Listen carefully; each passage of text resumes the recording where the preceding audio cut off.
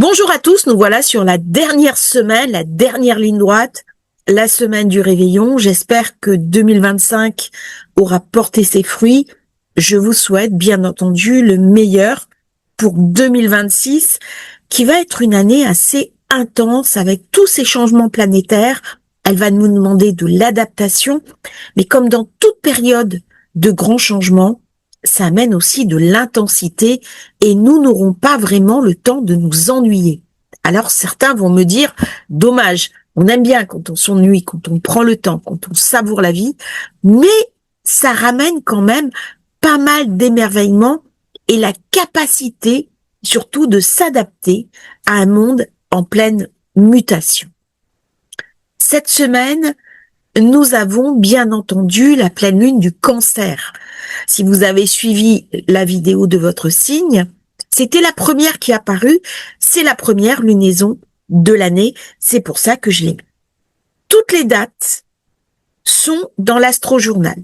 Ça va vous permettre de suivre les vidéos, d'avoir des compléments d'informations, et j'opte en 2026 pour des formats un petit peu plus courts, et tous les compléments d'informations seront transmis dans l'astrojournal qui va vous suivre un petit peu comme un guide, comme une boussole pour toute l'année. Pour le rejoindre, le lien dans la description, les informations arrivent au fur et à mesure. Cette semaine, la planète leader, c'est Mercure. Mercure qui fait un carré à Saturne, un quinconce à Uranus, un carré à Neptune et qui rentre en Capricorne. Ça va nous ramener de la lucidité, le besoin de comprendre le monde dans lequel nous évoluons. Par contre, on peut se sentir heurté, dépassé, déphasé, parce que le monde va trop vite, bouge trop vite. Nous sommes sur un véritable changement de paradigme. Il y a une personne qui me l'a mis dans les commentaires et c'est tout à fait juste. Le monde que nous avons connu est en train d'être bousculé, bouleversé. Ce sont d'autres équilibres, d'autres contenus qui se mettent en place. Nous ne pouvons pas empêcher ce changement. Comment est-ce que nous pouvons nous y adapter? Eh bien, il y a deux planètes qui vont vous aider, vous soutenir. C'est Mercure et c'est Uranus. Et avec les changements majeurs induits par Saturne, Neptune, dont on commence à voir déjà la première tension, notamment au niveau de la Chine et de Taïwan. Tous les équilibres mondiaux vont être transformés en 2026, c'est une année pivot. Eh bien, autant bien démarrer l'année par de belles résolutions. Et je vous invite, avec ce Mercure, à faire un bilan de l'année 2025. Et qu'est-ce que vous voulez mettre en place pour 2026? Parce que là, il va y avoir un changement majeur de cap à envisager. Nous avons également la proximité Soleil-Vénus. Ça ramène de la chance, ça ramène de belles opportunités. Et Vénus va passer de l'autre côté du Soleil. Elle va devenir beaucoup plus calme, moins belliqueuse. Elle va avoir besoin de respirer, de souffler, de reprendre une nouvelle énergie. C'est donc une période pour se faire plaisir, pour se détendre, pour profiter un petit peu de la vie et mettre en suspens les problèmes que l'on a pendant quelques jours. Lundi, la lune est en fin de taureau, c'est aujourd'hui, j'ai pris un peu de retard. Elle fait un bel aspect avec Mercure, elle vient soutenir les efforts de Mercure, qui en a bien besoin, parce que Mercure va nous parler d'affrontements entre différents groupes sociaux. On voit les tensions en présence, on voit les configurations au niveau des grands de ce monde. La Lune fera également un bel aspect à Vénus et elle va passer en taureau.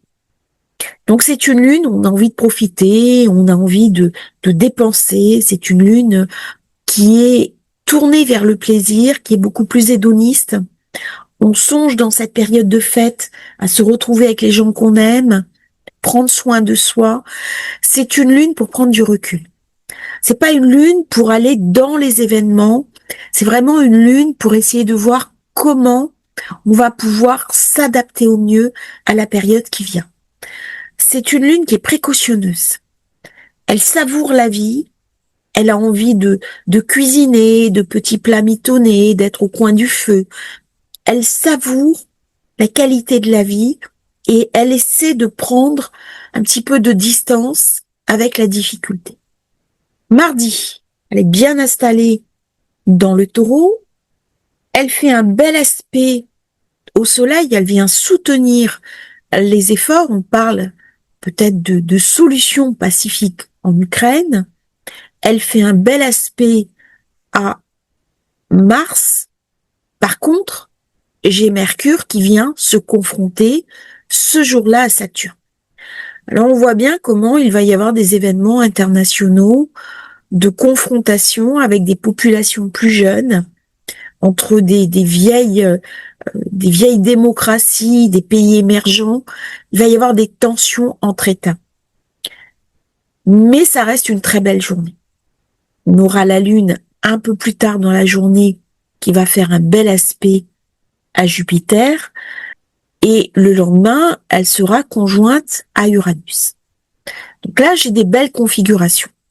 Mardi, profitez-en. Prenez du temps pour vous. Soyez avec vos proches. Profitez de partir un peu plus tôt du travail, ne laissez pas le travail vous submerger. C'est important de se distancier dans cette période parce que vous n'aurez plus les idées très claires avec Mercure-Saturne. C'est un moment pour expédier le courant, pas pour prendre des décisions clés. On est sur quelque chose qui se finit, qui s'achève, les énergies sont à la baisse, donc prenez du recul. Ça va être une belle journée, une journée chanceuse, une journée où on peut passer du temps, où on peut tomber amoureux aussi, dès qu'on a la Lune, Vénus ensemble. C'est très bien. Il y a vraiment des belles perspectives pour mardi 30 qui devrait être grosso modo une très belle journée. Mercredi 31, c'est une belle journée de réveil. Par contre, il peut y avoir des problèmes au niveau des moyens de transport par Mercure, au niveau des jeunes, une colère qui va s'exprimer. Par contre, la Lune avec Uranus vient le soutenir.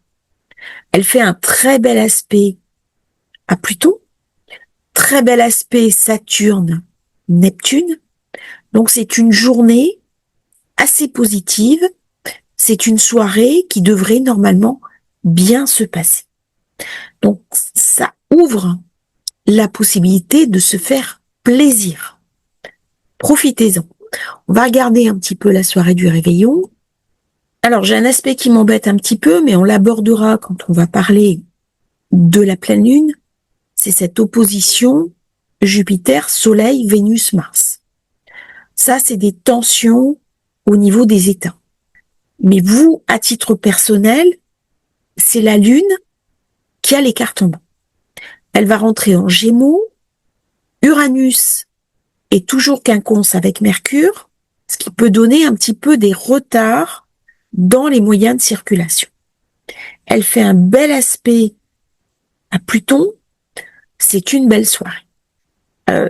Tous les problèmes qui ont été déclenchés en 2025 ne vont pas se solutionner ce jour-là, mais dira que c'est une belle soirée, on peut profiter, on peut se faire plaisir. C'est quand même Mercure qui m'embête. Voyez.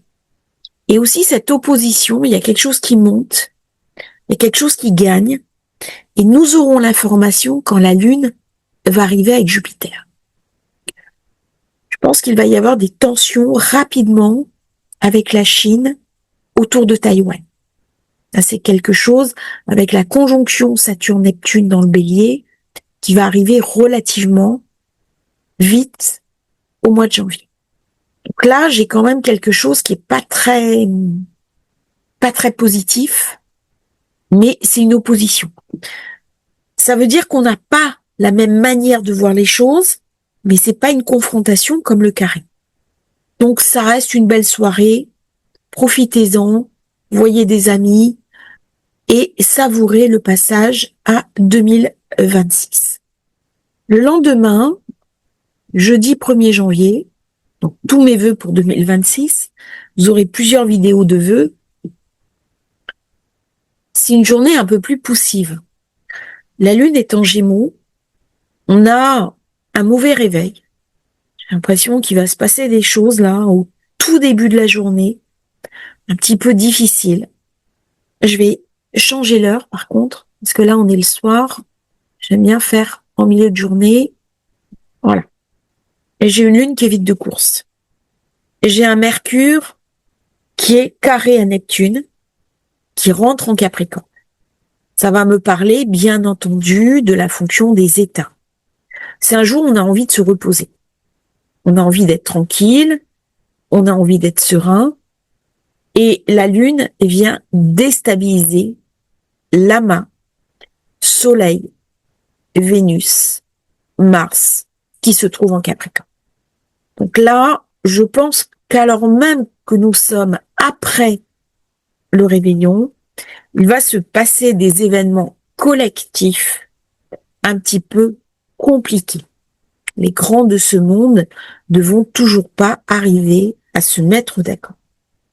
Donc c'est une journée vraiment pour rester en suspens, pour rester chez soi avec un bon bouquin, pour appeler ses amis, pour écrire ses vœux, mais c'est une journée à mettre en place certaines vigilances. Quand je dis ça, ça ne veut pas dire que vous devez vous arrêter de vivre. Moi, je vis ces jours-là. Il n'y a pas forcément d'événements particuliers, à moins que mon propre thème de naissance ne soit touché. C'est des tendances. Par contre, c'est plus une journée pour se détendre, une journée pour se reposer, qu'une journée pour prendre des décisions importantes. Il peut y avoir aussi des incompréhensions avec des proches. Les mots qui dépassent la pensée, les mots qui vont blesser, des ragots. Il est possible là, avec Mercure, Saturne, Neptune, qu'il y ait des scandales financiers qui sortent, qui soient révélés dans la presse. Et ces scandales peuvent toucher des personnalités du monde politique ou alors du monde des arts et du spectacle. Mais je pense plutôt au monde politique.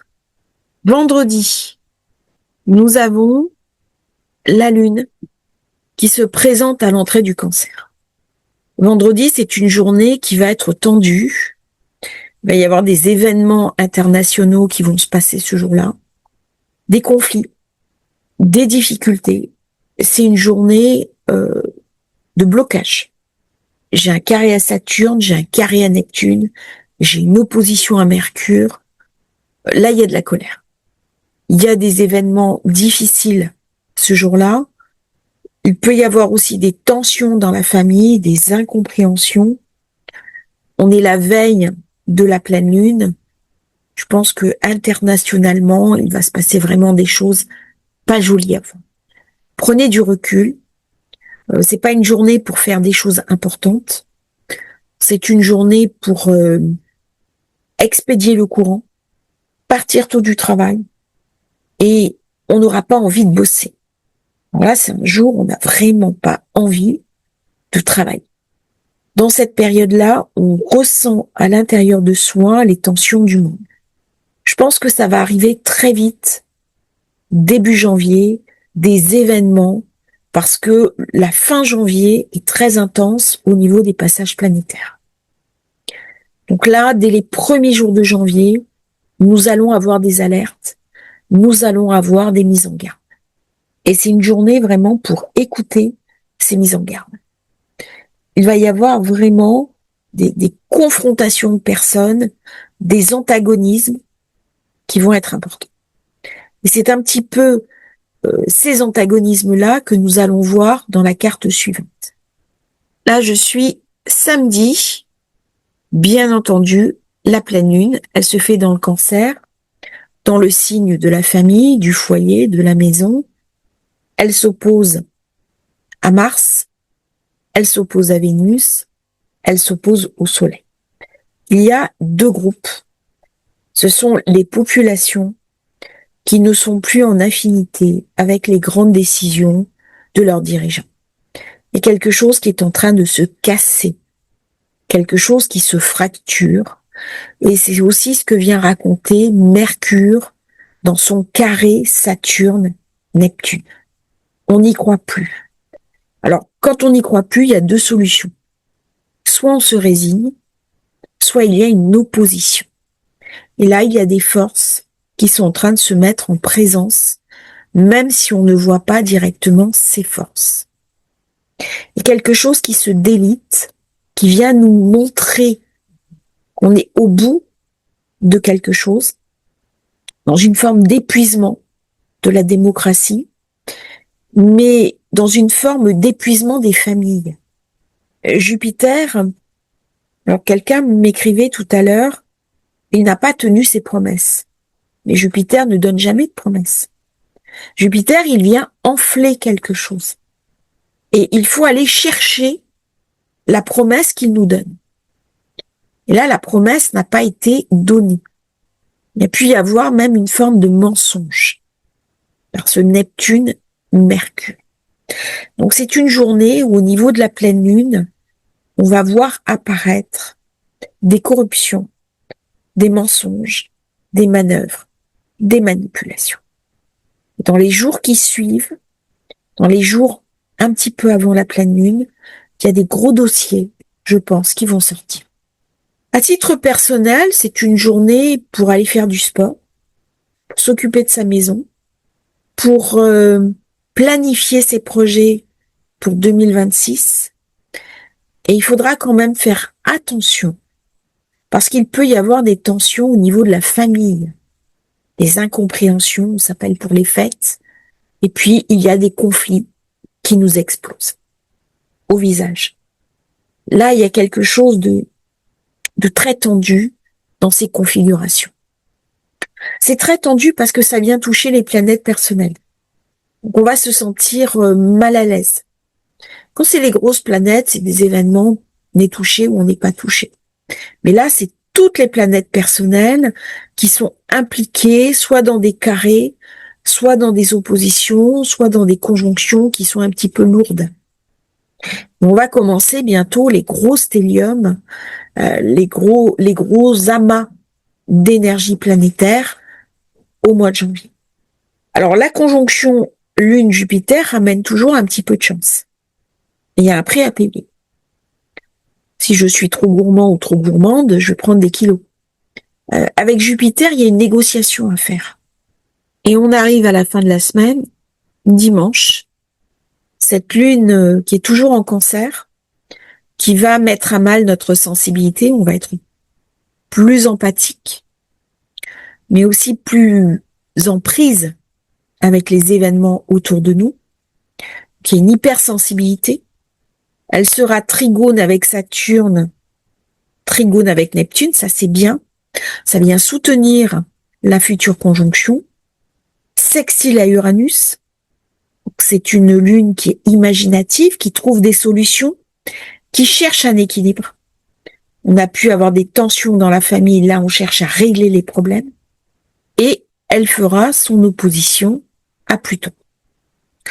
L'opposition à Pluton, c'est le besoin de profondeur. On ne va plus supporter ce qui est superficiel, ce qui n'a pas de densité, ou ce qui ne répond pas favorablement à nos projets personnels. Alors cette semaine va être assez intense puisque c'est la dernière de l'année. Profitez-en pour faire le point, pour faire un bilan, pour voir comment vous allez pouvoir mettre en place en 2026 un certain nombre de moteurs. Pour les cancers, vous avez encore Jupiter pendant quelques temps dans votre signe. Allez chercher cette chance. Jupiter, quelque chose à mettre en œuvre pour aller se déterminer. Et pour les lions, bientôt, Jupiter arrivera chez vous. Je vous souhaite une merveilleuse année 2026. Si vous souhaitez rejoindre le programme Astro Journal, vous avez le lien dans la description. Et à bientôt pour un nouveau partage sur Astrologie Facile. Merveilleuse année à tous, bon réveillon et bon début d'année.